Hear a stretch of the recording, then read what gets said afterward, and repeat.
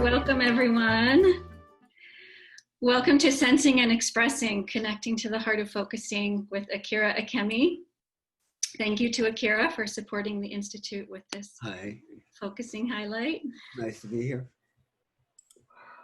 My name is Melanie from the International Focusing Institute. We're an international cross-cultural organization dedicated to supporting individuals and groups worldwide who are teaching, practicing, and developing focusing and its underlying philosophy. We also have, at the beginning, we have Catherine Torpy with us, the Executive Director of the Focusing Institute, and Henry Chen, who's going to be assisting also behind the scenes. And the chat is open, so be sure and say hello to your fellow participants, because as you can see, this is a webinar, so only the 4 of us are visible on your screen. So if you'd like to get a sense of your fellow participants around the world, please type into the chat and select all panelists and attendees. There's a little drop-down menu. Otherwise, it defaults to only come to us. So I think Catherine would like to say a few words, and then we'll give some tech instructions and let Akira get started. Yes. Hi. Thank you, Melanie. So I just literally am here to say hello. My name is Catherine Torpy, and I'm the Executive Director of the International Focusing Institute. And I'm a little bit at an angle because I'm on my phone. My internet in my apartment isn't functioning this morning. We're just so grateful at the Institute for people like Akira, who are such incredible teachers and practitioners of focusing. And Akira is really the real deal. He knew Gene Gendlin and worked with him personally for many years. And I know him personally really well. He's a wonderful, wonderful man, and a kind-hearted man, and a wise and experienced man. And so you're really lucky to have him today. And we're really lucky that he is willing to give up his time to offer this Pay What You Can class. It's really important to us at the Institute to try to make focusing findable, as Gene Gendlin's wife and our former director, Mary Hendricks Gendlin, used to say. And so to do that, we offer courses online. We are very blessed that before this whole crisis, where now everyone's doing everything online, we had been doing things online for quite a while. And I'm grateful to Henry Chen, who's here, who really got us started on our online classes, really developed them for us. And then Melanie now is our organizer of online classes and is a worthy successor to Henry, doing a great job putting this together. So yeah, just so thanks all around. I'm really grateful to all the good thinking that happened in the last few decades to make this kind of technology possible for all of us to be connected. And we're such an international community, and that's reflected here. And Melanie's down in Florida, and Akira's in Japan, and I'm not sure where Henry is. He travels from the one side of the globe to the other. And I know I've been seeing this scroll through. People are from France and Denmark and all over. So I'm just really proud to help to make all of this happen in cooperation with all of you. So that's all I really wanted to say. Have a great time. I know that you will. I actually was privileged to do,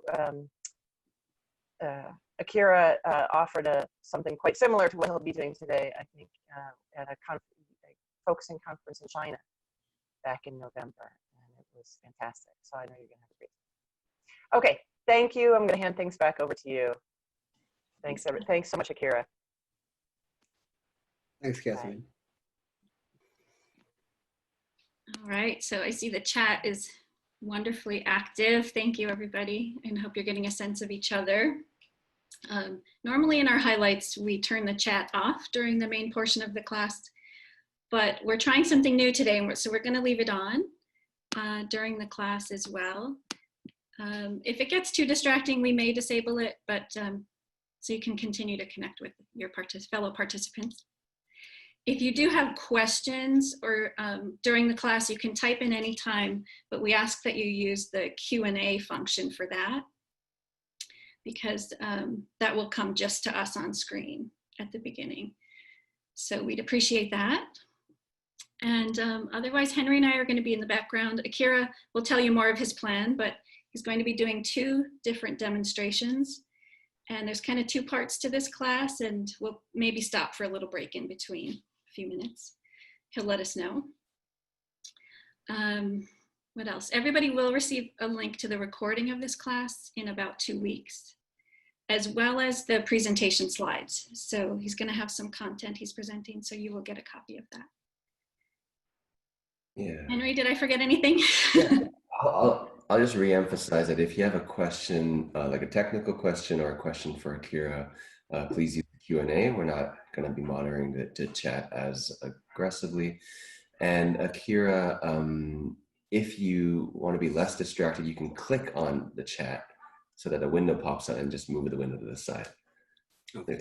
It keeps popping up. Yeah. Okay. Good suggestion. Thanks, Henry.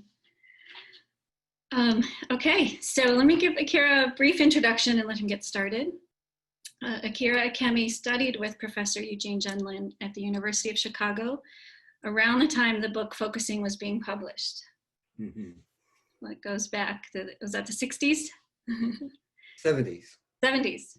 Yeah. After working in a hospital setting in Japan, he has taught full-time at a number of universities in Japan and is currently professor at Kansai University Graduate School of Psychology. He is a certifying coordinator of the International Focusing Institute, in addition to several organizations in Japan and the UK, where he has served as a board member. He is a former board member and a former International Leadership Council member at the International Focusing Institute. Mm-hmm. He is one of the founders and past presidents of the Japan Focusing Associations. He has written many articles and books in Japanese and in English. Besides teaching and researching at the university, he travels all over Japan, as well as to many international locations to offer focusing workshops. In 2019, he was named as a living luminary by the Journal of Humanistic Counseling, American Counseling Association. So we're thrilled to have him offering this class online to our international audience. Thanks, Akira. Thank you, Melanie, for your introduction. And thank you, everybody, for being here today or tonight in Japan. I'm so thrilled that there's so many people who are signed up today from so many parts of the world. So I'd like to convey the heart of focusing to you, and I would like to do it in 2 parts today. And the first part will be basically Eugene Gendlin's model, or his model where focusing comes from. And the second part, I want to talk about how I integrate focusing and mindfulness.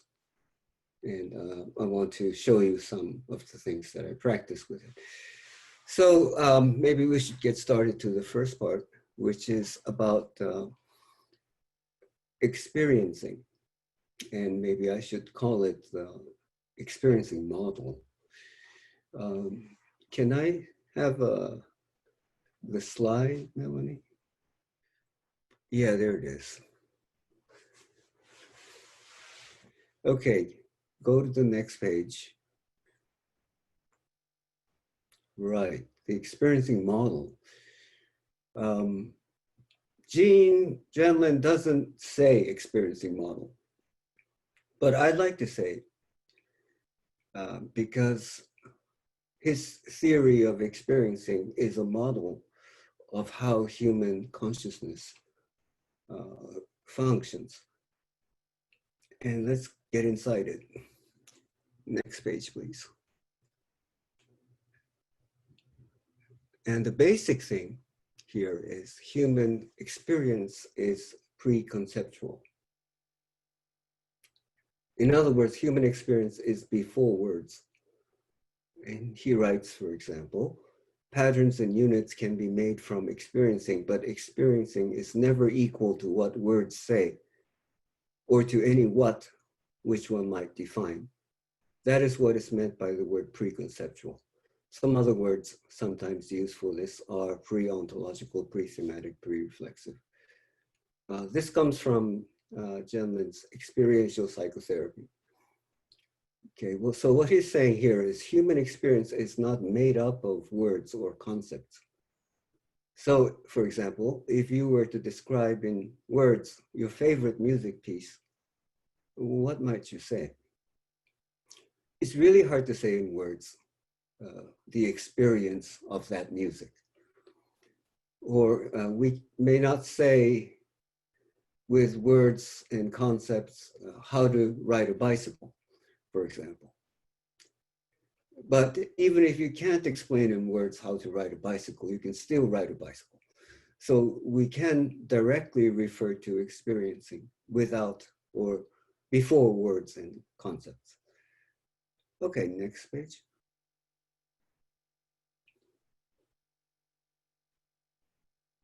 So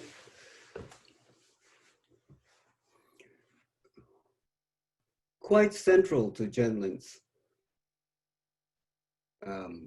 theory of experiencing is that experience is always more than what words can say, or what always more than theory. And where does Genlin get his philosophy from? He doesn't really write very much about where it comes from, but there's one rare passage in the book Language Beyond Postmodernism, Saying and Thinking in Genlin's Philosophy. And there he writes, perhaps the most radical impact of my philosophy today stems from Wilhelm Dilthey. Dilthey had three terms: experiencing, expression, and understanding. But Dilthey said that experiencing is inherently always also an understanding already and also an expression. Each is a case of the other two. As I would explain this, a bug runs away from you or a spider plays dead. Okay, so that's his explanation, or a spider plays dead. Okay, and I know it's very difficult, but imagine something like this. There's a spider crawling on your desk right now. And if you just hit your desk, and the spider will play dead. So the spider playing dead is the spider's experience. The playing dead is the expression. And through that, we can understand that the spider is afraid. So this experience, expression, and understanding are all the same. Each is the case of the others. So when we hear clients say, for example, I feel anxious, but not really anxious, it's a kind of tension, or more like frustrated. So what's happening in this moment is when the client says, I'm feeling anxious, the experience is anxious, the expression is anxious, and the client understands himself to be anxious. And then in the ... the client is checking back with his experience and finds that the word anxious, the expression anxious, isn't adequate enough. So changing that expression to not really, it's a kind of tension. Okay, so we have a new expression. And we have a new understanding at that minute. And a new experience that what this person is feeling is tension. And then ... again, referring back to experience. And again, the expression and the understanding changing. Okay, so here's the cycle that's moving. Okay, the cycle of experience, expression, and understanding. Okay, we'll go to the next slide.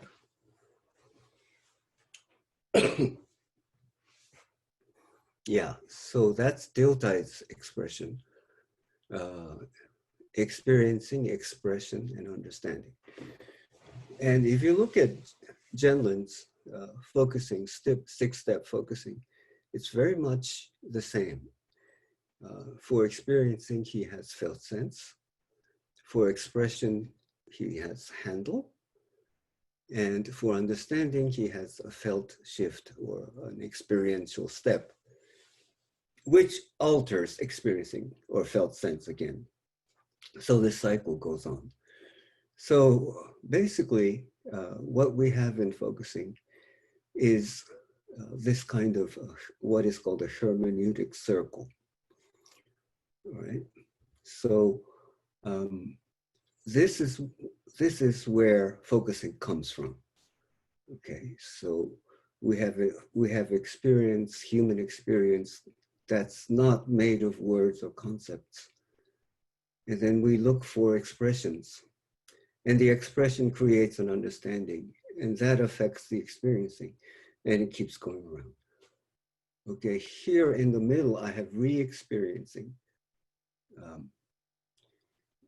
And it's actually a German word, Nachleben. Can we have the next slide? Yeah. So,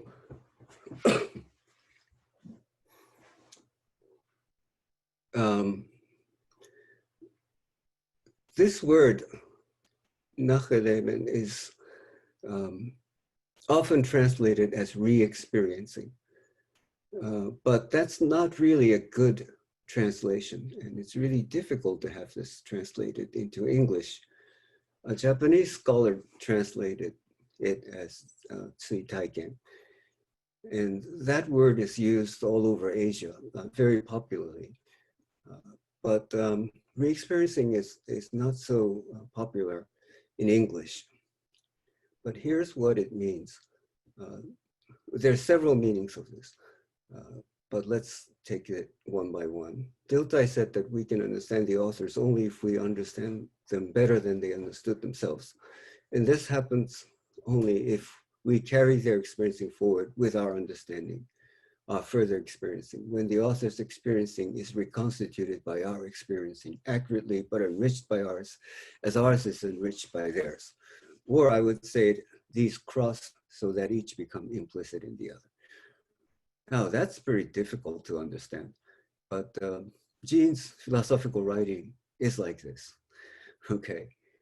You know, Jean doesn't write theory in his psychological works. In the book Focusing, there's no theory. And in the book Let You Interpret Your Dreams, theory is in the appendix. And he really doesn't write it in the text itself. And I tried to convince him to write theory. So in a way that psychologists would understand. But he said he couldn't do it. And he knows that if he wrote theory, it would become philosophy. It would become really philosophy. And he couldn't water it down, so to say. I kept pressing him. I said I could interview you. And then finally he gave up on me. He said, you write it yourself. So he never really wrote it. But I think I have to translate this. Dilthey said that we can understand the authors only if we understood them better than they understood themselves. This is Dilthey's rendition of re-experiencing. So, and then he says, or I would say it these cross. In other words, he's saying, he's gonna call it crossing. What Dilthey said as re-experiencing. Okay, so let me demonstrate that a little bit. You see the dog over there on the screen? That's a golden retriever, I think you know. And I had a golden retriever. She died many years ago. But this dog looks like her. So if the dog were around right now, the dog would probably be putting her jaw on my knees or on my lap, and I would be patting her head like that, as in the picture. And the dog will look like that, like she's enjoying it, and probably nudge me to continue doing it, and then probably have some drool coming out of her jaw, and that would be on my jeans. Okay. So what happens in your experiencing when I tell you this story? You probably did see the dog. Okay, so that image is your re-experiencing of my experiencing. And your experiencing is richer than mine, or what I explicitly said. So your experiencing will contain a lot more details than what I said explicitly. For example, you might say, you might have seen the dog wagging her tail. And as you say that to me, then my imagery changes. And now I see the dog wagging her tail. Or you might say, there's got to be dog hair on your jeans. And as you say that, I could see now that there's dog hair on my jeans. So when you cross your re-experiencing with my experience gets richer.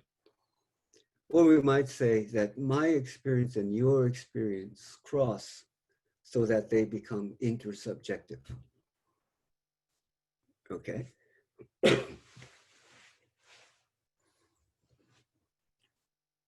So Zenlin uses the word crossing. I wrote a paper on this in 2017. One of the meanings of crossing for Zenlin is re-experiencing, that you and I will cross. So when I'm listening to a client speaking, I have the image of what she's talking about. So I'm re-experiencing her. If I say something from my re-experiencing, it may enrich her experiencing. Okay. Jean has another way of using crossing.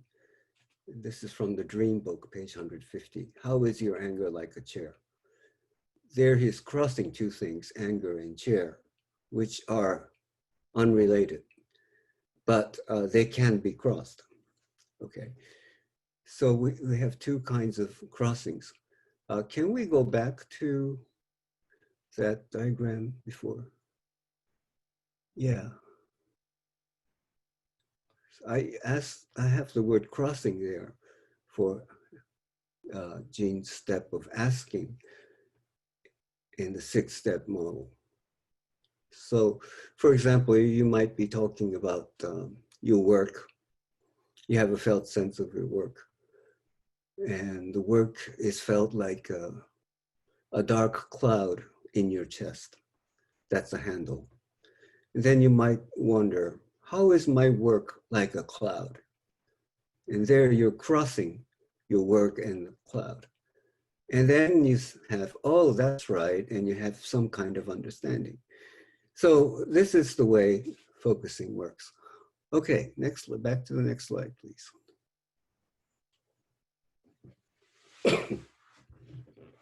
And then next one. So I like to say a little bit about understanding the experiential model, as I just explained it. One thing I often say is one can know what is true only after saying it. And Jean says that in many other ways. He says, for example, that steps can be understood only retroactively. In other words, you can't guess what the person is really thinking about, but you know it only after the step comes. So it's like, now I know that I was lonely all this time, but you didn't know that 5 minutes ago, right? So only after you say it then you know that it's true. Mm. And this has been quite important for me because we have the old-fashioned model that there has to be some truth that's hiding in the unconscious, for example, so that a felt shift has to be unconscious material coming into consciousness. That's the kind of view that people often hold. But Genlin doesn't hold the notion of an unconscious, repressed unconscious. You can read the critique of the repression paradigm in Genlin's theory of personality change. Okay, so it's not, focusing is not unconscious material coming to consciousness. Okay. It's the cycle of experience, expression, and understanding. There's also another thing about that is very confusing about focusing, which is the body. We need to understand that when Genlin uses the word body, he changes the meaning of the word body. He does say that it is physical, but he doesn't say that it is physiological. Many people get this confused. Okay, so he doesn't really mean the physiological body. Okay, it's a different body that he's talking about. If, for example, when you think about your work and it feels like a dark cloud in your chest, if you took an X-ray, you won't find a cloud in your chest. So it's not talking about the anatomical body. All right, it's talking about the experienced body. So trying to think of focusing in biological terms is not really the right paradigm. So we might say that a more accurate understanding of Jean's body would be embodied experiencing as a process that is carried further with our reflexive awareness, right? Reflexive awareness, I mean, when I think to myself, how is my work like a cloud? And then I'm reflecting on my experience. Okay, and so I know that I'm saying a lot of theoretical things, and I wonder if I might not lose you in this. So I'd like to do this as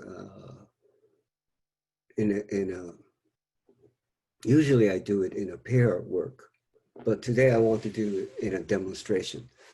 Can I have the next slide?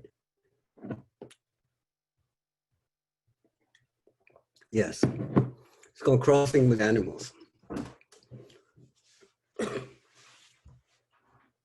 It's an exercise that engages the experiencing process. So therefore, it is a kind of focusing. Okay, and in Japanese, we call it animal crossing, and or anikuro. But one of my students found out that Animal Crossing is the name of a Nintendo video game that is sold in the US, and it's trademarked, so I can't use the word Animal Crossing. It's crossing with animals in English. And I'm going to ask, how is your life going? Take a minute to sense and express the sense of life, and express it as a metaphor of an animal. You see, the sense of life, you do have a sense of life, of how your life is going, but you can't say it in words, right? So you spend a minute and describe it as a metaphor. Describe to your partner what the animal is doing. Yeah, like a sloth wishing I were a squirrel. There's no need to get a body sense. Just go with whatever animal that comes to you.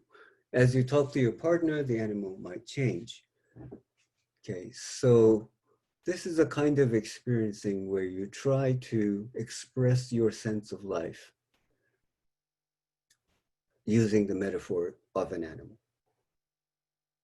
And just as with the regular focusing, you'll notice that some animals don't fit your experience.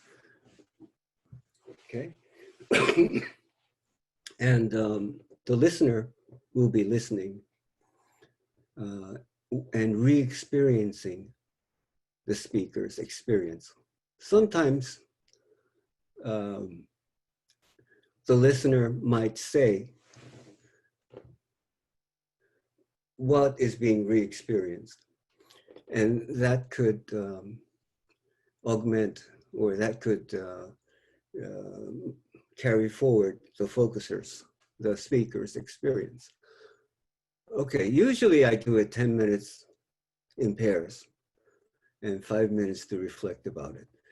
So this is usually 25-minute pair work. But today we're going to do it as a demonstration. And so again, I just want to say that crossing is with animals is an exercise that we made, trying to demonstrate the experiencing process.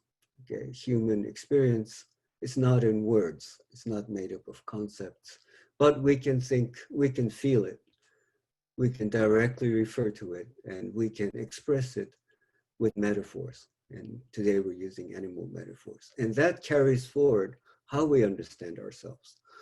Okay, so I'd like to do this as a demonstration. And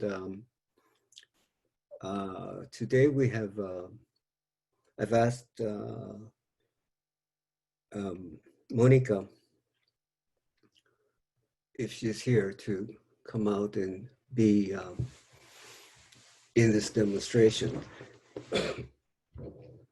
Monica. Hola. Ah, How are you? Hola. Okay. So let's see. Okay. So how are you, Monica? I'm doing great. So nice to see you, Akira. Yeah, so nice to see you too. Are you early in the morning? It's 8:33 a.m. here. Okay. I'm in Acapulco. You're in Acapulco. Oh, nice. Yeah. Okay. So today we're going to do crossing with animals. Mm-hmm. And I know you've done it before in Mexico. Mm-hmm. So I want you to take a minute, sense how your life is going.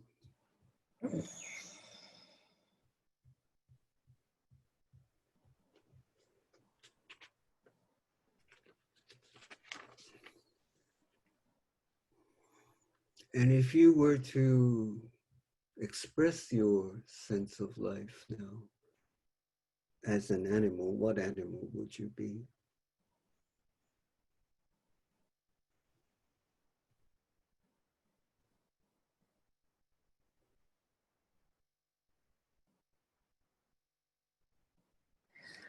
Yeah, what it comes to me is and this you know these kind of leopards that are cheetahs. The Cheetah. Oh yeah. the cheetah. Mm-hmm. Mm-hmm. Yeah. So you are a cheetah. Mm-hmm. Mm-hmm.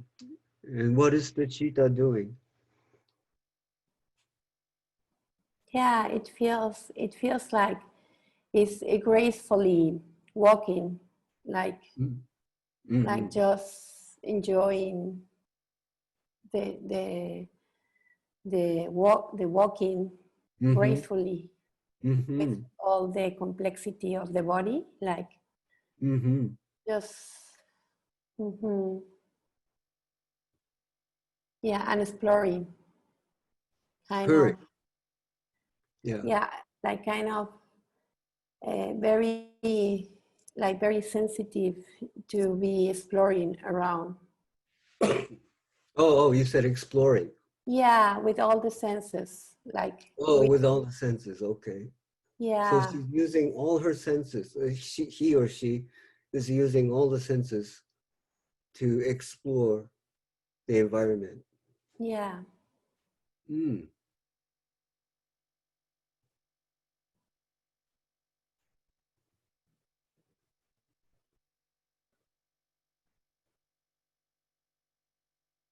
Something coming to you? yeah. It feels like in this exploration, the cheetah is able to be more more aware of like the light of the sun, like Mm-hmm. like yeah, and there's there's both. There's the light of the sun and the nice way of walking, and but it also feels like yeah, somehow if something comes that is not good, she will have to run away like Oh. really fast.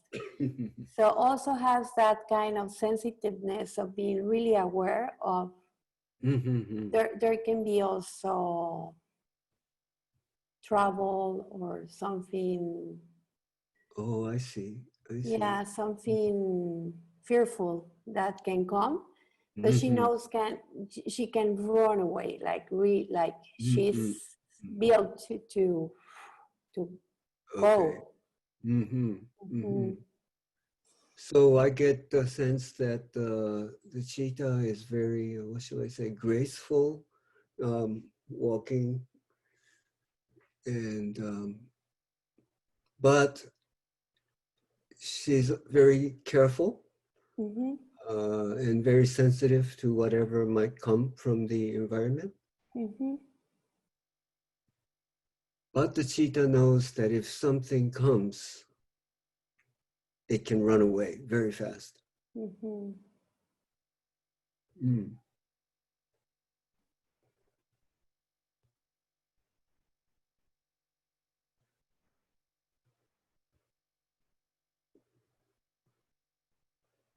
Something coming to you?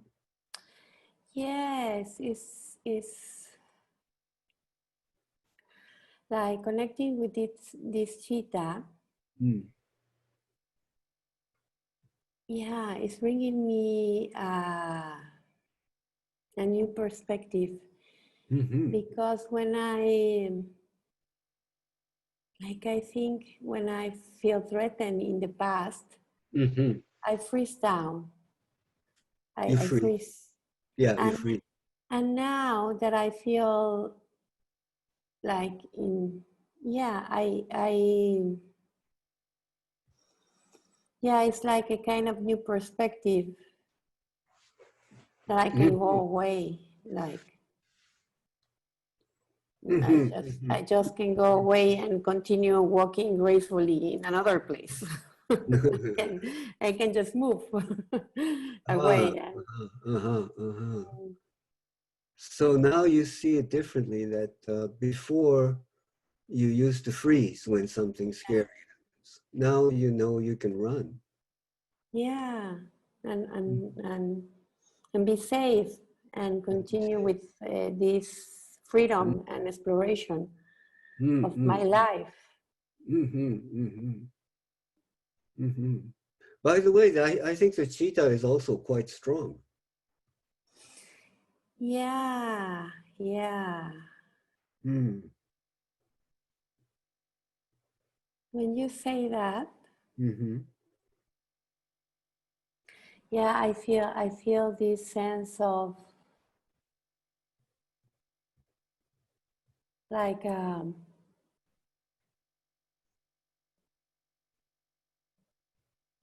Yeah, you just said before that words can express what I feel, but it's kind of being proud Proud, of proud. yeah, Yeah, like yeah. like walking gracefully, proud of being strong. Ah, mm-hmm, Yeah, like kind of mm-hmm. yeah, like a kind of self-esteem, like I'm happy to be that way. Yes, yes, Yeah. And for me this image, yes. because I used to work out a lot, like walk or Mm, jog, but I mm, never work out this part of my body, and I start doing more yoga. And mm-hmm, for mm-hmm, me the idea of having my whole body, mm-hmm. like the upper part and the Yeah, down yeah, yeah. part, with the kind of the same strength to walk or to Mm-hmm, run, mm-hmm, mm-hmm, it's also a different thing in mm-hmm, me. When I contact with the cheetah, I can feel my whole body mm-hmm. more kind of connected in I see. synchronicity, Yeah, you know? yeah, okay, okay. Yeah, and also what it comes to me also is you see that they walk like, so it's kind of a balance, you Uh-huh, know? uh-huh. Like a balance. Mm-hmm. Yeah. Mm. So you are quite balanced. Well, I'm sensing. I'm sensing. This is new for me. Yeah. my thought would say no. Your Yeah, but usual thinking would say no, but now you realize that you have quite a good balance there. yeah, Mm-hmm. yeah, and I love it. The gratefulness of the walking and the Yes, strength, you know. gracefulness, the strength. Mm-hmm. Mm-hmm.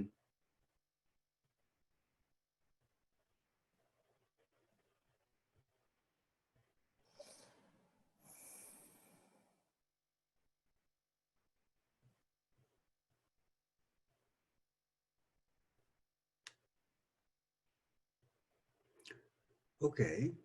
Mm-hmm. Hmm. Do you think this is a good place to stop? Uh, Yes, and yes. yeah, and then maybe we can discuss a little bit, you and I, about Mm-hmm. what happened in this session. Okay, to stop here? Yeah, perfect. Thank you, Akira. Okay, thank you, Monica. Mm.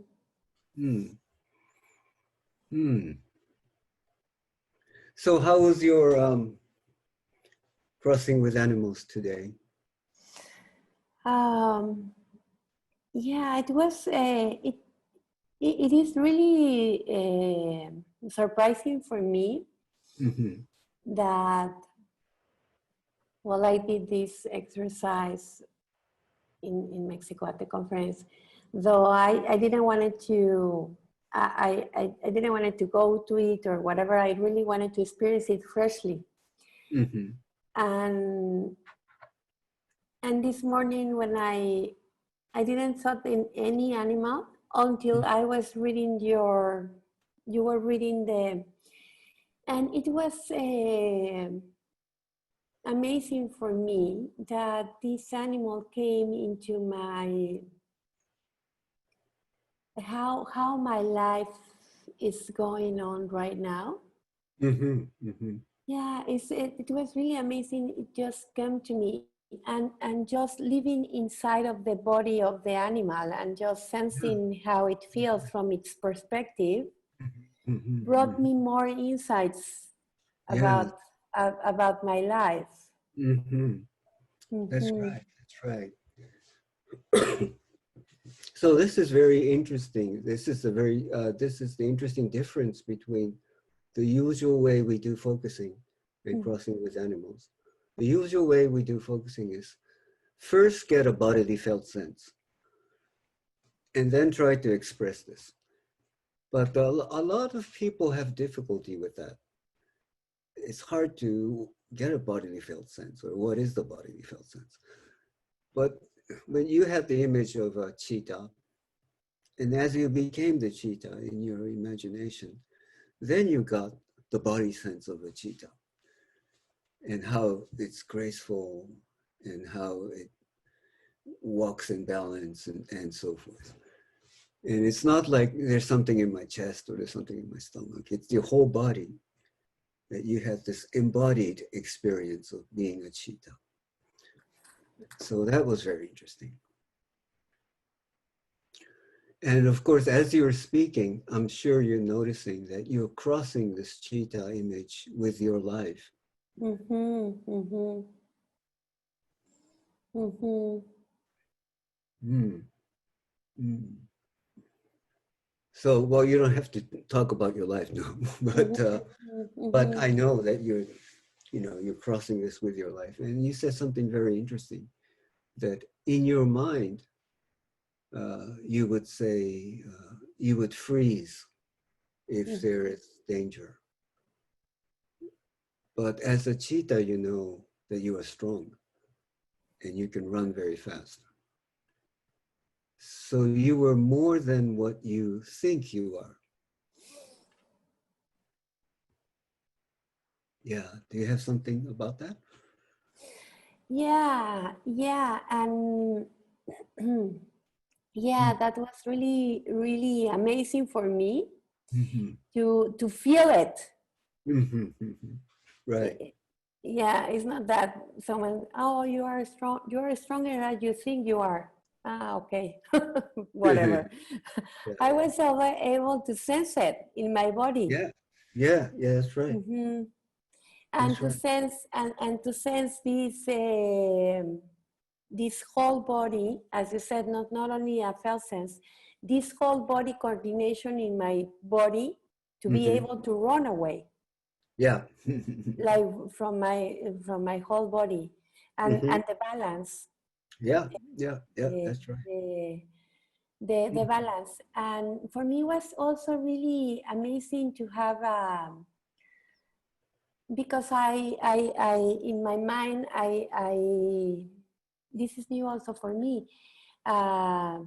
There's like the feminine side, the masculine side, Mm. like those forces can be fighting with each other. And Mm. here it's Mm-hmm. like both working Okay. together, like in Mm-hmm. unity.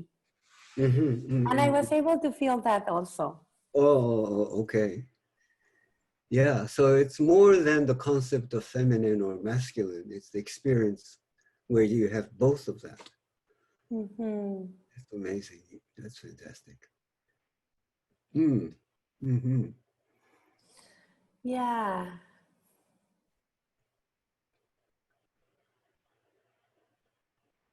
And I can continue. There will come new arisings. I will think so. They will continue coming more. More will come as you speak. Yeah. Yeah, That's good. Yeah. Yeah. and Yeah. I continue observing the Mm-hmm. cheetah. Mhm. Uh-huh. Well, yeah. Continue to observe. That's right. And the very interesting thing about this is it was not like the cheetah was there in your unconscious that came conscious. No, it's not like a cheetah is repressed in your unconscious. It's once you start talking, then it starts forming, Mhm.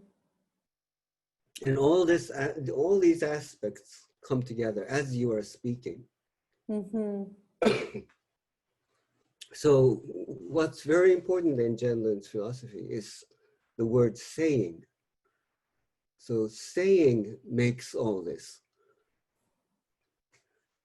So it's sensing, but also expressing. Yeah. Hmm. Yes. Okay. So that was very nice. Mm. Thank you, Akira. Thank you, Monica. Hope to see you soon at some point. Yeah. Thank you so much. Okay, all right. Bye. Okay. Bye. We'll go back to the Bye. whole group now. Okay, now we're back to the whole group, and I think that we've done a good demonstration of crossing with animals. Questions, Akira? Yeah, Okay. I heard Henry say something. Yeah. Just people have been asking some questions, and did you want to hear Yeah, I them? think it's time for some questions. Okay. Yeah. So I'll kind of work backwards a bit because there's some fresh questions about Sure. Monica. So Vera says, noticing that Monica is an experienced focuser, she doesn't, quote, get lost in the imagery, but automatically checks back with her felt experience once in a while without Akira having to remind her. Right. I guess that was a comment. Yeah. Yeah. Vicky says, Akira, you added something new to her description. You suggested that the cheetah, was strong. Yeah. And that brought in something very new to her feeling That's of right. herself. I'm glad. Yeah. I'm Yeah. glad that you noticed that. Yeah. And so she continues, so you as the listener introduced something Yes. you hadn't mentioned. Is that part of the re-experiencing to add? That's the re-experiencing, because I was re-experiencing being the cheetah, and I felt very strong. Okay. And when I said the word strong, I could immediately see the reaction in Monica, that the word strong hit something. Mm. And then she really got that feel of it. So we can say that the strong was implicit in what Monica was saying. And this is very interesting in the way that Gene Gendlin writes it. It's implicit, about implicit. He always writes, was implicit. Okay. So once I said the word strong, then Monica realizes that that was implicit. So it's always a kind of looking back. Right. It's made right, it comes right there, but then you know that it's there all the while. So that's very interesting. It's a typical process that happens. And I call it carried forward was. The word strong carries forward her experience, but it was there from before. Yeah. Right. Okay. New and old. Yeah. Marianne comments, what does this say about older people who are living with no one to talk to or with? It's such an important time of their life. Yeah, so we hear that. So it's very important that we stay connected with people. And I made a YouTube about how to live with COVID-19 stress.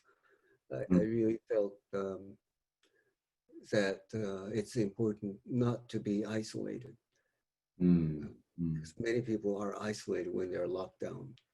Nobody to talk. But Zoom and all these messengers and WhatsApp and all this, we can connect with people and do something interesting like crossing with animals. And it's really important that you do that. Right. Okay, a couple more maybe. Yeah. Can the physiological body change as a result of focusing? To some extent, yes. But of course,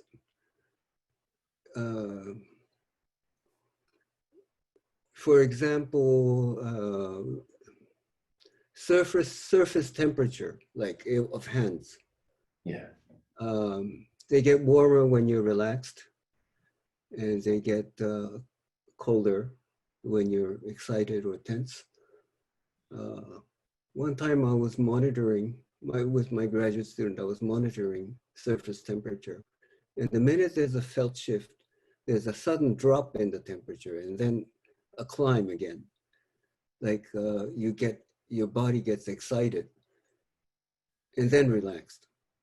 And then you know that there are changes in EEG patterns and GSR patterns and so forth. So they are physiological changes, but within certain parameters, of course. You know, your hands get warmer, but it doesn't get 10 degrees warmer. You know, Right. that you have a fever. So it just gets within certain parameters. There will be changes in your body. Yeah, and I think it's really difficult to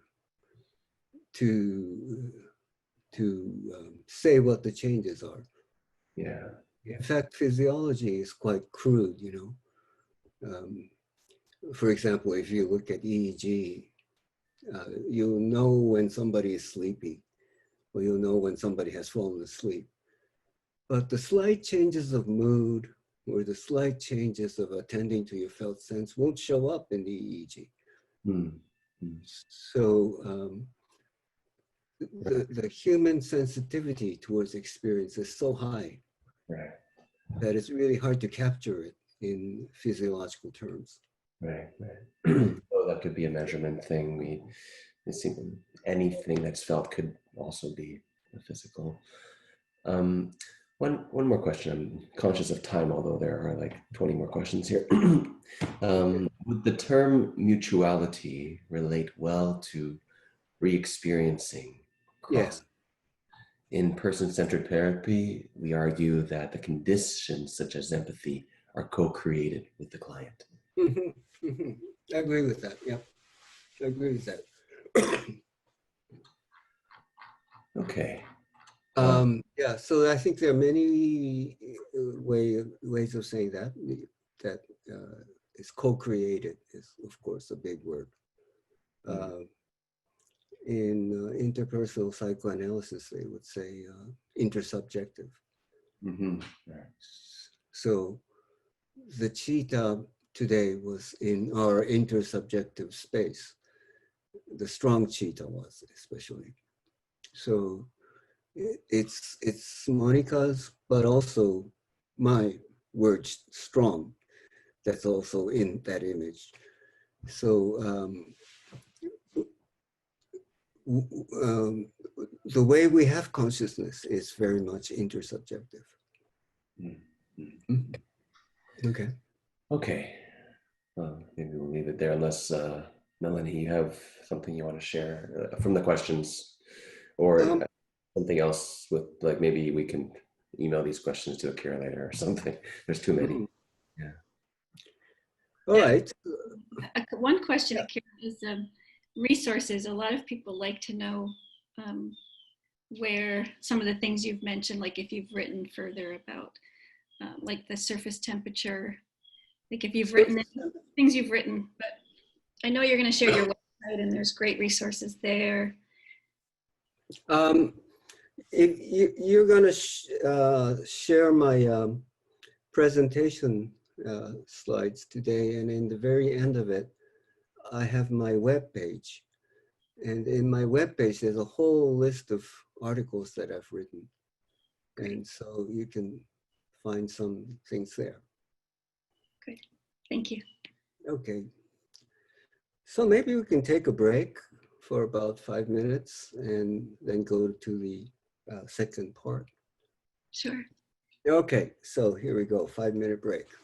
Yeah. See you later. Okay.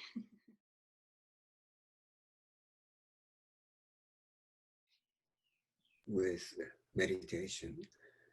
And I've come up with 2 different methods. And one of them is called blue sky focusing. Another one is called Kanga focusing. And today I want to spend some time with Kanga focusing. So I think I had some presentation material on part 2. If Melanie can show it on the screen. Thank you. Yeah, that's what it is. Kanga. The word kanga comes from kan, the first of the 2 characters. Can you go back a minute? Yeah, the Japanese, Chinese character there. The 2 characters, the first one is to observe, the next one is ego or self or me. So it's observing me or observing self, focusing. And yeah, okay, shall we go to the next one? Right. But I'll tell you, I'll give you a brief story of how I discovered Kanga. And then I think you'll know what I'm talking about. It happened maybe 6 years ago or something, quite a long time ago. I was sitting in the morning, and that morning, I had lots of thoughts coming in my mind. I couldn't control the thoughts in my mind. That was particularly true because the day before that, I noticed a scratch on my car. Somebody had scratched my car with a key. I think the English expression is keyed my car from the front to the very end, from the very rear, on not the driver's side, but the other side. So I didn't know when it happened. I just noticed it one day, and there was a big scratch, very, very front to the very end. Didn't know where or when I got it, but I took the car to the dealer, and they told me it cost me about $3,500 US to get it fixed. And so I decided to use insurance, but then I found out my insurance premium is going to go up, and so all kinds of things. So I'm sitting there one morning, and I'm getting this thought of chasing this felon and arresting this felon, this criminal. And so I can't get that thought off me. And I'm thinking, oh, I must be angry. So I wanted to do some focusing. I look in my body and see if I feel anger. Then I felt something, but it wasn't anger. So I realized, oh, I'm not angry then. There's something else there. And that's something else that was there. I found out that the expression just, like justice, fit with that this was unjust. So, sorry, I have bronchitis. I don't have COVID-19, don't worry. And you won't be infected on Zoom anyway. And so I noticed that there's a part of me that feels that everything has to be just and that cannot tolerate injustice. Then suddenly something happened. I was a medieval king in this chamber, Japanese chamber. And there comes the Lord of Justice. And the Lord of Justice comes and says, Your Honor, we must find the criminal. And so I thank the Lord of Justice. And I say that now I understand and I appreciate what you're doing. But you can retreat to your chamber now because I understand what you're doing. Then one of the doors open, and behind the door is the Chamber of Justice, and that's where he goes. Then I'm sitting there, and then I get all kinds of other thoughts come into my mind. The next one that I had some thought, sometime with this thought was how much I used on my credit card, my Visa card. I was thinking maybe I used too much on my Visa card. What was that? How much did I pay at that restaurant? And how much did I pay there? And so forth. And then I caught myself in that thought. So I thought, who is thinking of this? Or who is worried about this? Then suddenly I get the image of the Lord of Finances.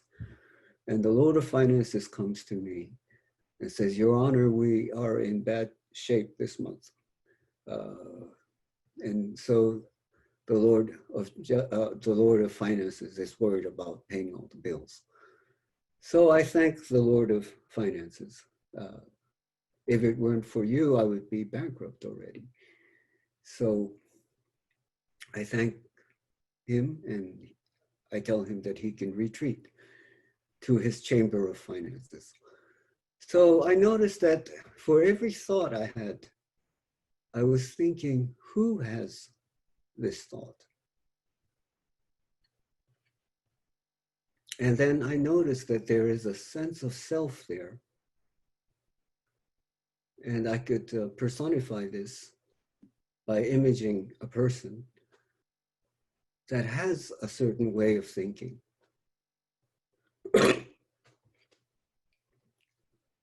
A person that's always worried, for example. A person that always thinks a certain way. And noticing that and becoming aware of that and having a little distance from that, I found was very useful to me. So I began to do that in my sittings.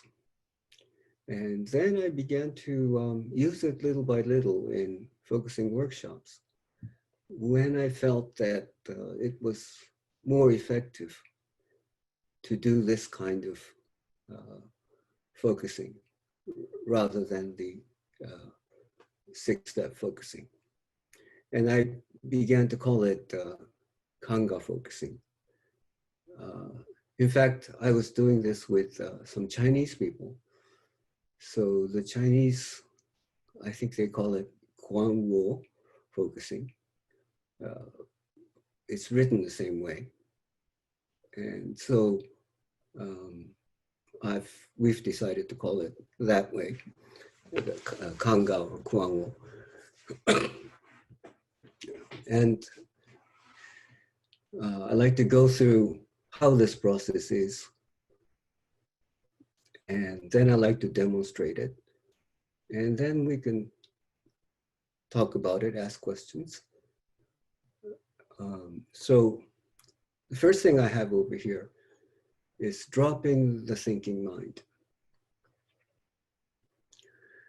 Yeah, when we do focusing, when I do focusing, I notice that people think too much. Always thinking. So when somebody comes up for a demonstration, they think that they must have a problem to work with. And so they go to find a problem. And that's already thinking too hard, you know? And then they think that they must find a felt sense. And that too is too much thinking. So one of the things that is very interesting in meditation is, in mindfulness, is to drop the thinking mind and just be aware is what they say. For example, just becoming aware of the air coming in, the air going out. Usually we use the nose for breathing. So air coming in the nose, air going out of the nose. Instead of saying, I am exhaling or I am inhaling, then it's me, me, me. So forget the me, just the air coming in or air going out. Sorry. Or sitting. is also like that. People think you have to sit properly, but that's the thought, you know. So instead of thinking that you have to sit properly, you might bring your attention to your sits bones on both of your hips on the left and right, and see if your weight is balanced well on both of your sits bones. And when it is, you'll notice that you're in pretty good posture. So you don't think these things, it just, you bring your awareness to your weight, your sits bones. You don't have to think for something to focus on. You just wait for a thought to come. Or we might say, if no thoughts come to you for, let's say, 20 minutes, then actually you're doing a fantastic meditation.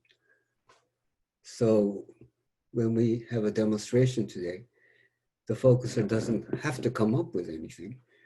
If no thoughts come, that's beautiful. So you don't have to think you have to do something. But most people will have a thought come to them. And then the point is to become aware that such a thought is there. Then wonder who is thinking this. So behind each thought, there is a felt sense. So use imagery and try to personify this as a self. What does the self look like? How old is the self? What is he or she dressed like? And what is this self trying to tell you? So listen and try to see what this self is telling you. Thank it for telling you this, or send compassion to it. By compassion, I mean, we might use the very typical word we use in mindfulness. So, may I be well and happy, may I be at peace. Because a lot of people don't say this, you know, they don't feel this. May I be well and happy. They think that I should do better, you know, and it shouldn't be like this. I should be better. I could do better. So instead of that, may I be well and happy. The point is not to fight with anything that comes to you. To be at peace with all the selves that come to you. So observe the changes happening to you as you thank the self or as you send compassion to the self. And then come back to the air coming in, air going out. And sit there for a while until another thought process comes. And we'll do the same thing again. The point of this is a little bit different from the experiencing model, okay? There is more of an essence of clearing a space, is to find a space and to look at all the selves that you are from a space. So,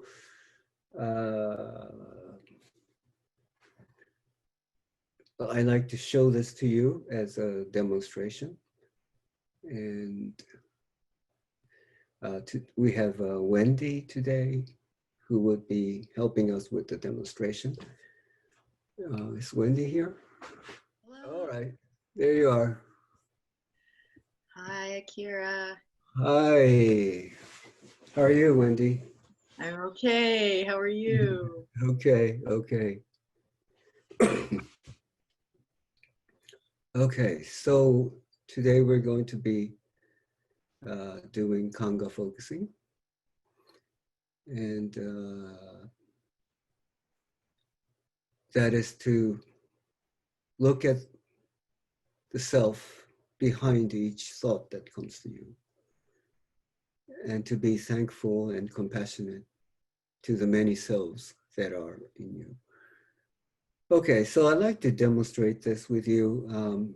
Should be, let's say, 20 minutes. And then we can discuss later about it. Okay, are you all set? Yeah. Okay. So first we'd like to start mindful sitting. So one thing that we do is try to see where your weight is on your sits bones. Yeah, you see a lot of monks going like this. And trying to find a point of balance where your weight is equally distributed on your left and right sits bones.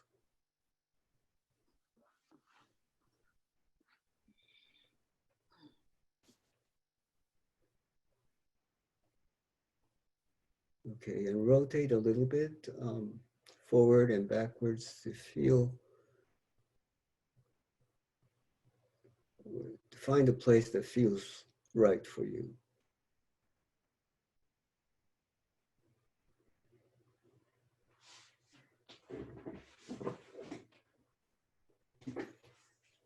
Okay. I found it. Okay.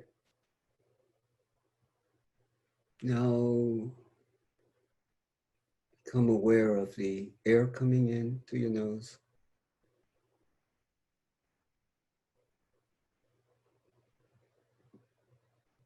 And the air going out of your nose.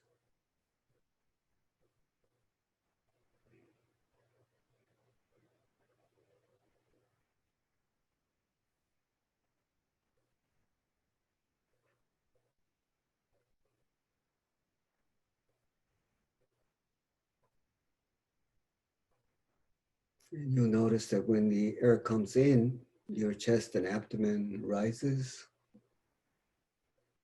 And air goes out, chest and abdomen falls. So you might use the expression rising and falling quietly to yourself when you notice the rising and falling of your chest and abdomen.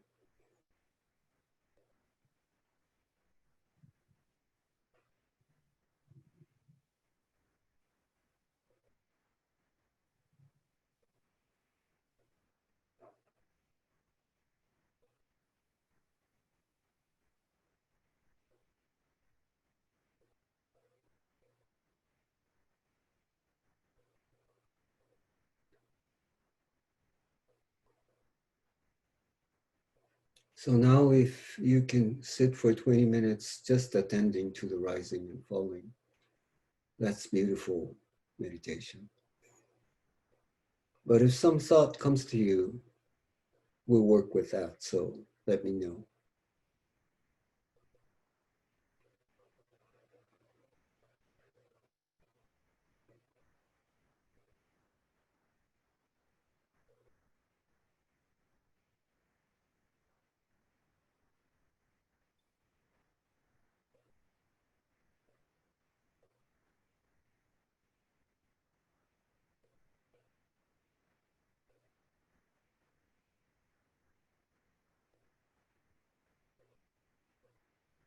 I think the first thoughts that are coming Yeah.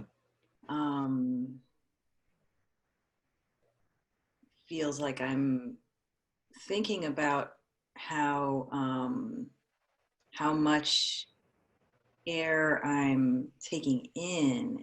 It's like there's a thought that like it doesn't feel like as much air as I can get. Like it's shallower Okay.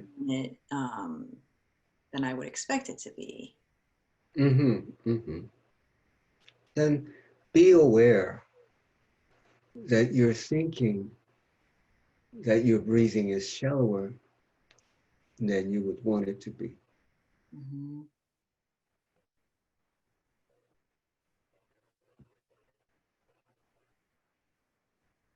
And then think, who is it that has this thought?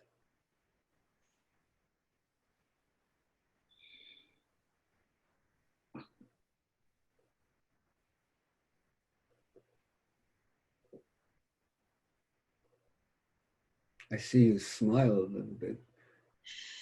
Yeah, yeah. I'm kind of noticing what this kind of self is like. Yeah. Um, and it's like I'm seeing myself.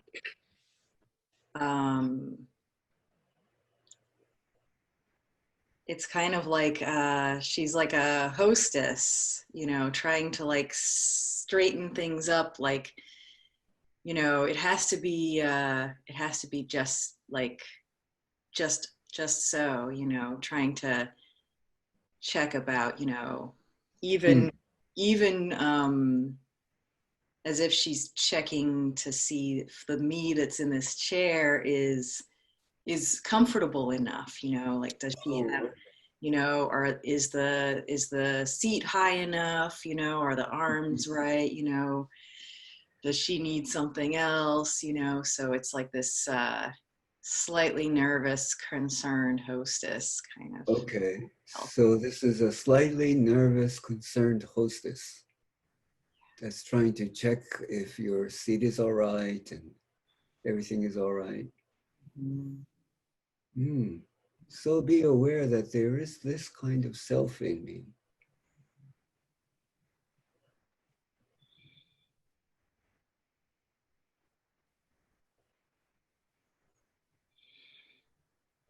It's like what I'm noticing about this self is that it's as though she's concerned about her guests or her others, you know, but she's not settling down. Like she's still I see. standing up or kind of almost not fully standing, just you know, like clearing off the table or some little like movement that is So she's more concerned with others or the well-being of others than of herself.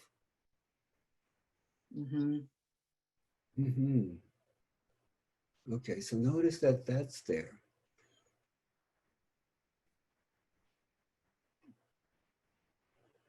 And thank this hostess for this,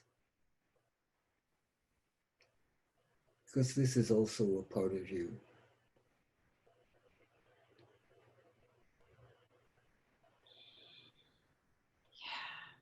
And you can send compassion if you want to.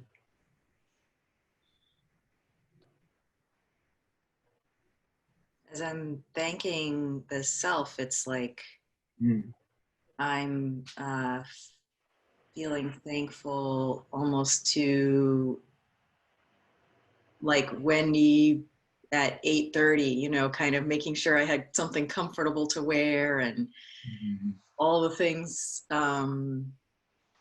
you know, I did for myself, you know, so that I could be present now. So I'm noticing that.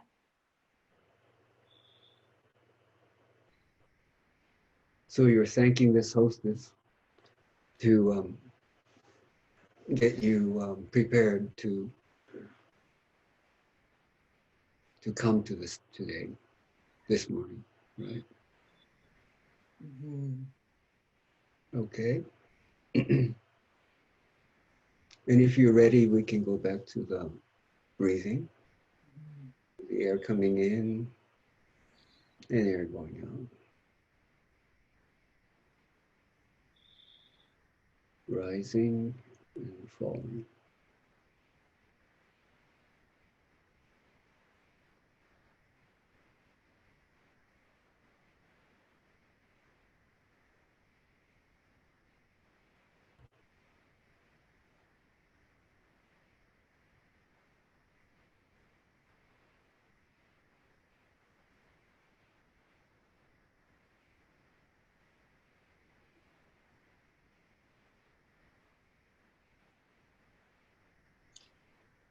Mm-hmm. I have another thought that's coming, and it's like thinking about just this shared space, like thinking about people who are here, like people I don't know and people I do know, just sensing the kind of curiosity um, about the shared space, like the attendees, and Mm-hmm. yeah, just wondering, kind of like imagining everybody watching the screen and stuff. Right. So it's a kind of a curiosity, is it? Yeah, it's curiosity and something about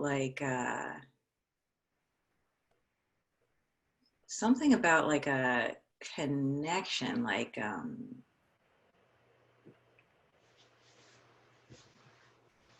yeah, it's like just it's a it's a thought that comes. It's like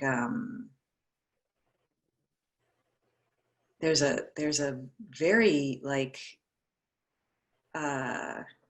it's kind of intense, like just to imagine how there's different people all over the world present Mm, with us. kind of intense. Yeah, okay. So there's a kind of intense, overwhelming kind of sense there.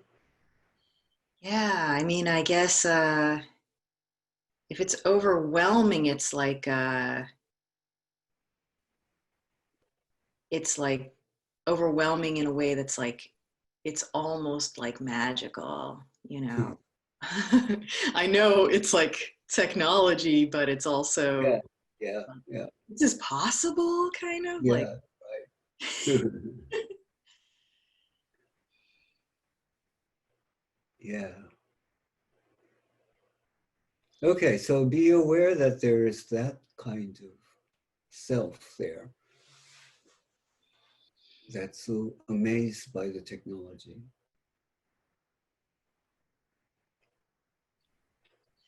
And I'm what really does it? getting a image of this self. It surprised me just now. Yeah. It's like it's like a little kid. I feel like I'm a little kid, kind of like looking behind the Ah, curtain, like right. seeing behind the fourth wall, kind of like she's peeking, like Ah, it's a he? it's a she, like she's He. kind of peeking, like a maybe like 4 or 5 years old. Oh, okay. So it's she, 4 or 5-year-old girl that's peeking from behind the curtain. Yeah, okay. So be aware of that.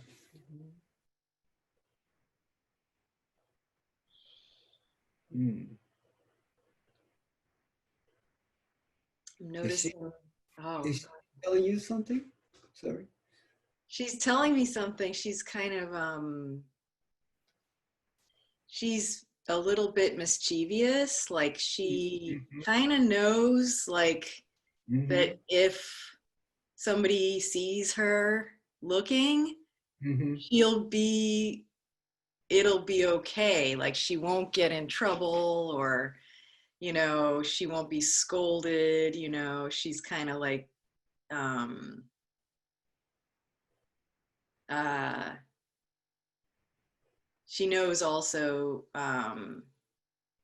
she's she's well behaved enough, to know that she's not going to do something like out of line. So she's kind of like, yeah, a little bit mischievous, but also feeling safe. That's very interesting that she has a feeling of being mischievous, but being okay. She's behaved enough.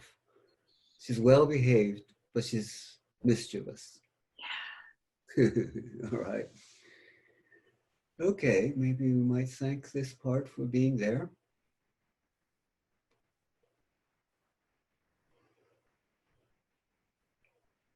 And maybe send the words of compassion to her.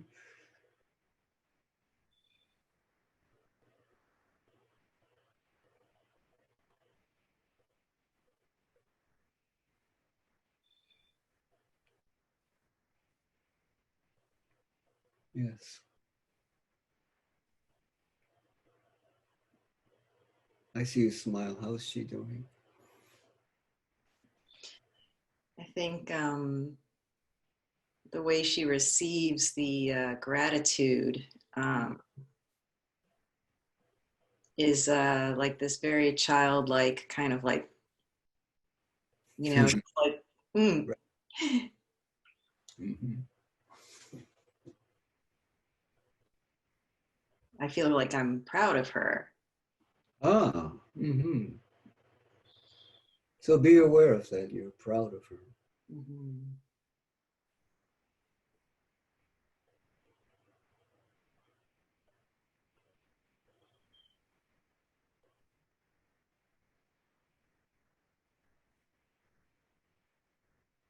Okay, so can we come back to breathing?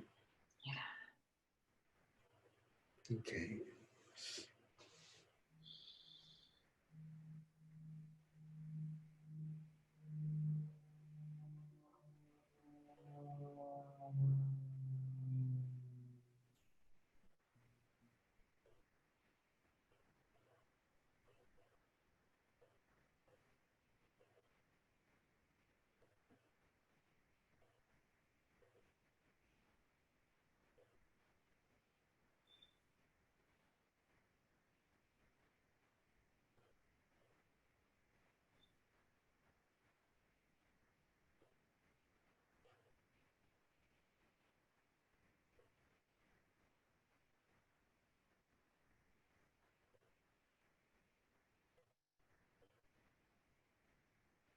This thought that's coming, it's kind of vague, but it's something about like time. It's Mm-hmm. about like time passing, you know, sort of even something about like wishing this was a longer time, the whole experience, you know. There's something about oh, like maybe it's something like 2 hours isn't enough, or wanting more, you know, it's something like that. Mm. So about this session here, Mm, feeling that you're wanting more. yeah. Mm-hmm. Okay, so be aware of that, that you are wanting more of this.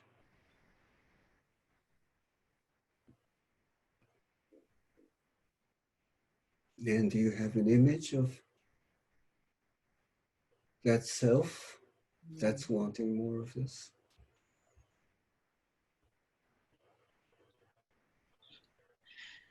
Hmm. Yeah, it's like um kind of imagining like a version of myself that is like really so like kind of relaxed, like lying down in the grass in like a sunny meadow, like, Mm-hmm. and actually like I'm seeing myself as like more chubby, like More chubby, yeah. kind of like a comfortable like fat cat, kind of like just but I'm like a person, but Yeah. it's like oh, we could just stay here all day. Okay, all right, yeah. And she's like, I think she knows that, like, she knows that there's like time passes, you know, she knows that like the weekend comes to an end, and Yeah. you know, the time in the meadow comes to an end, the sun goes down, like she knows all of these things. And so there's something about her that's like kind of pretending, you know, kind of like, let's just pretend that we can just lay like all forever, you know, like, but she Okay, also yeah, knows it's not like forever. okay. So be aware of that, that there is that kind of self there that's a little chubby and in the meadow and not worried about time passing.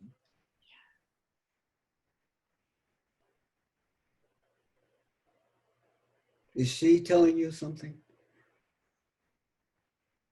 Well, I think she's telling me like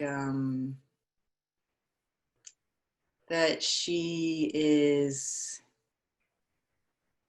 like,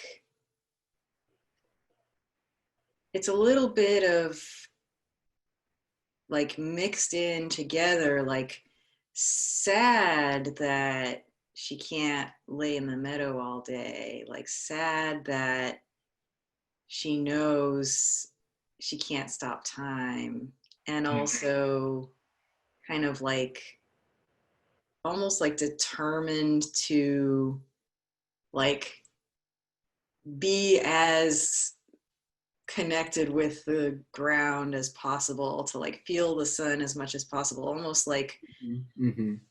Mm-hmm. she's not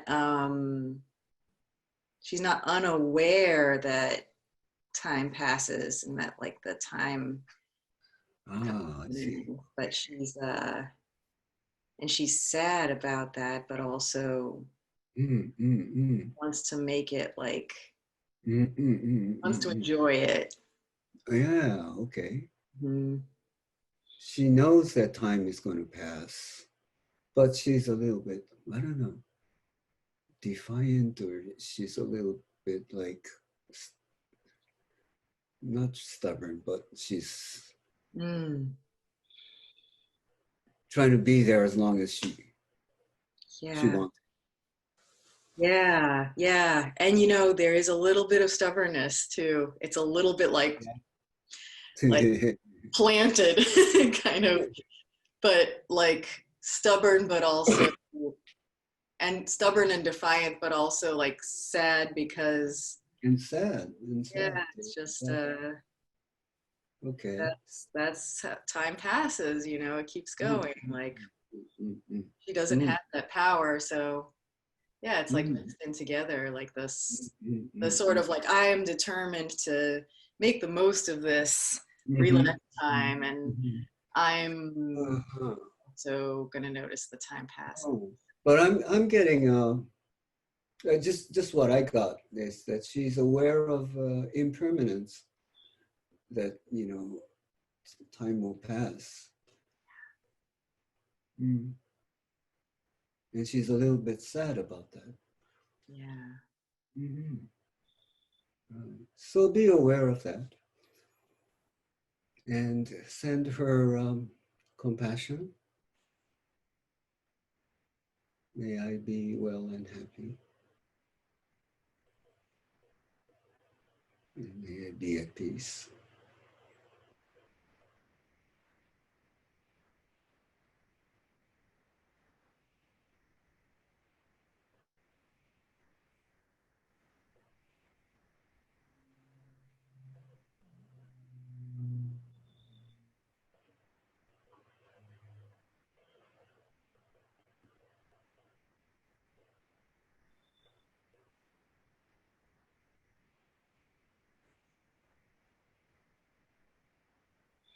Right. How are you doing now? Well,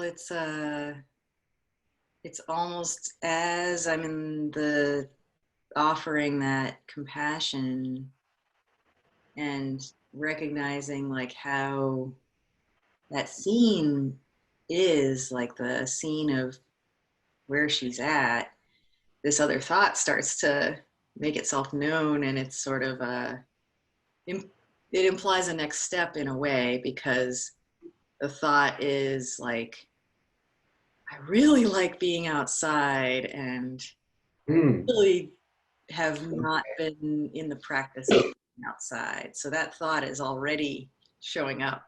Okay, so there's another thought there that you haven't been outside and you really want to be outside.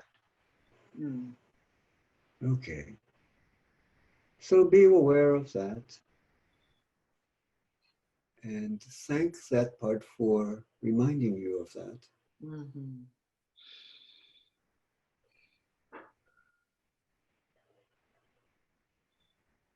Yeah, like she's outside, and so she's like, yeah, like this feels good, remember? Right, yeah. Hmm. Can I ask you, is it the corona thing that makes it difficult for you to have the opportunity to go out in the sun? Partly, yeah. I think especially yeah. And Yeah. the something I did yesterday, which I hadn't done yet until Mm. throughout Corona times, like I spent like 3 hours sitting outside with my Mm. friend. Mhm. She came and she had her beach chair and I had my beach chair, and we sat on the beach like 6 feet Great. apart. And Yeah. uh, it was good conditions to be outside, and I felt so nourished by that. And at the Mm. same time, part of the experience was noticing like people nearby, you know, like are they not being careful, and Right. that was Yeah. present at the same time. Mm. Mm. Okay. Mhm.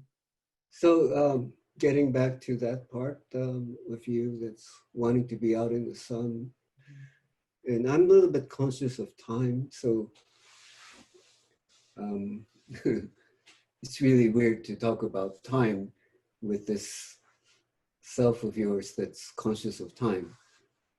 But I think the time is coming up if you can bring yourself back to the air coming in and air going out of your nose.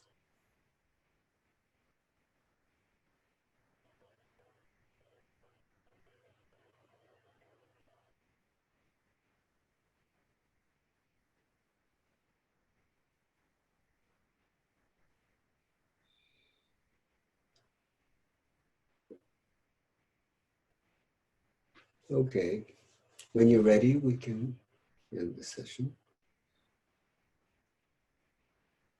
I'm ready. Okay, so thank you. Thank you, Akira. This was such Yeah. an amazing experience, such a great opportunity. I thank you for it. Yes, it was very moving.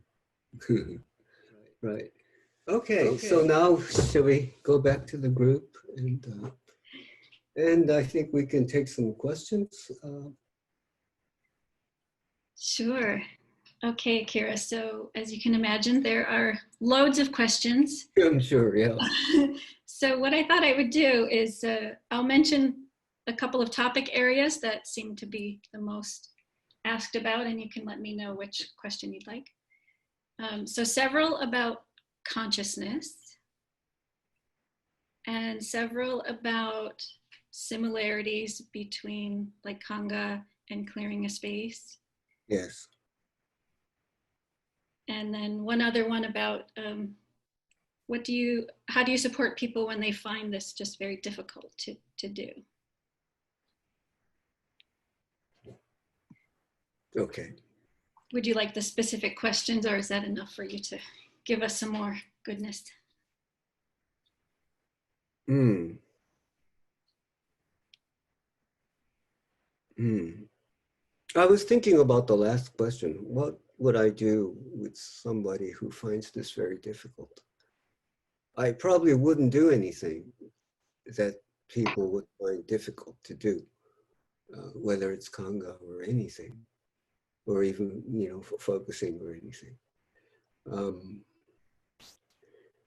The most important thing is to be connected with the person.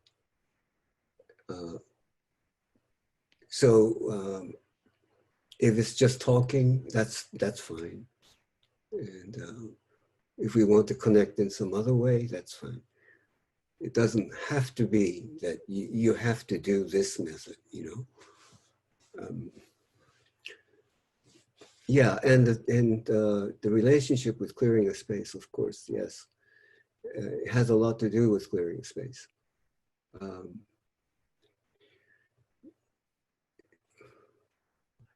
And the space there has a lot to do with mindfulness too, and Buddhist meditation too. I remember Gene telling me this story about the time he first came to Japan. And at the time I was in Chicago. And so Gene came back from Japan and kept telling me stories of Japan. He kept telling me stories of Japan for about 6 months. He dreamt that his mother was living in Japan. And he kept having that dream. And he told me about the time he went to a Zen temple in Nagano.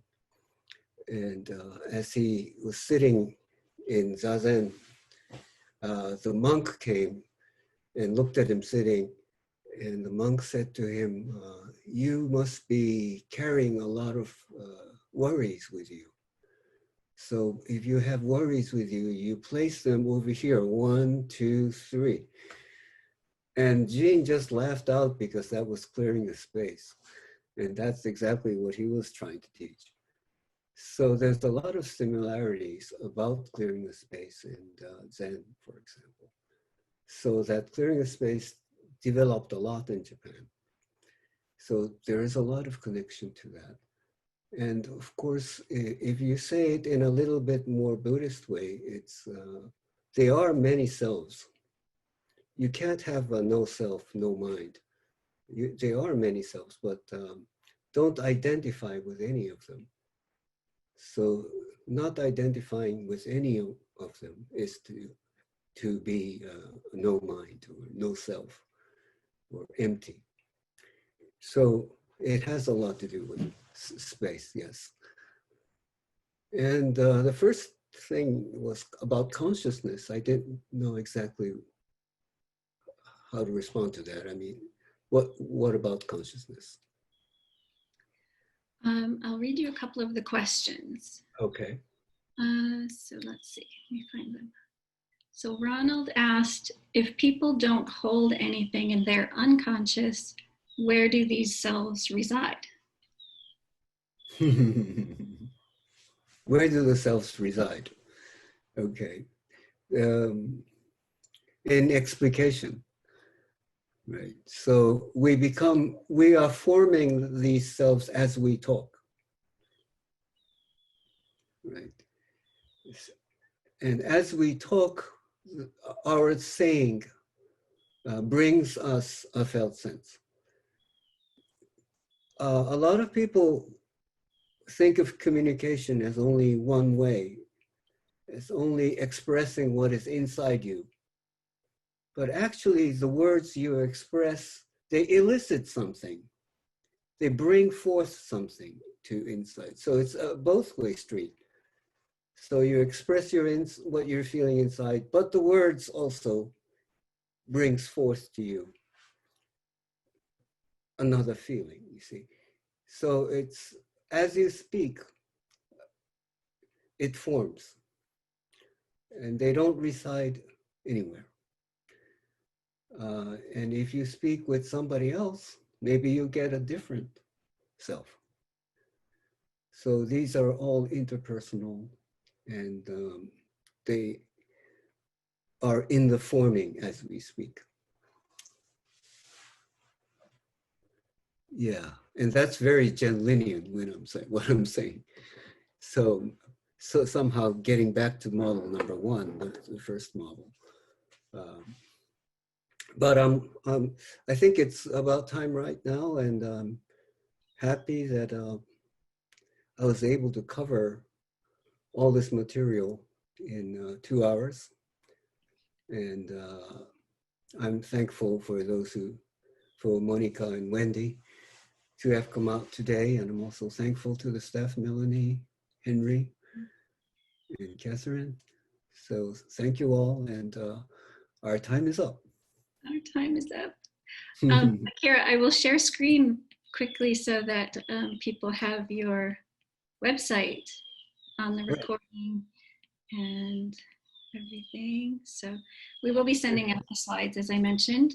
But make Right. sure you visit the website and the wonderful COVID video that he made Right. in Japanese and several other languages. I think it got translated. Yeah, it's in Chinese now. It's in Chinese, Greek, and Dutch. Fantastic. I think Henry's still here with us, but maybe more in the background. Oh, there he is. Oh, there he is. Good. So we will just thank you, and thank you, everyone. I will make sure Akira sees all of your questions that didn't get answered. Right. Clearly, everybody wants more, so that's always good. Thank you, Akira. Thanks, everyone. Thanks, Henry. Thank you. Okay. Bye. Bye.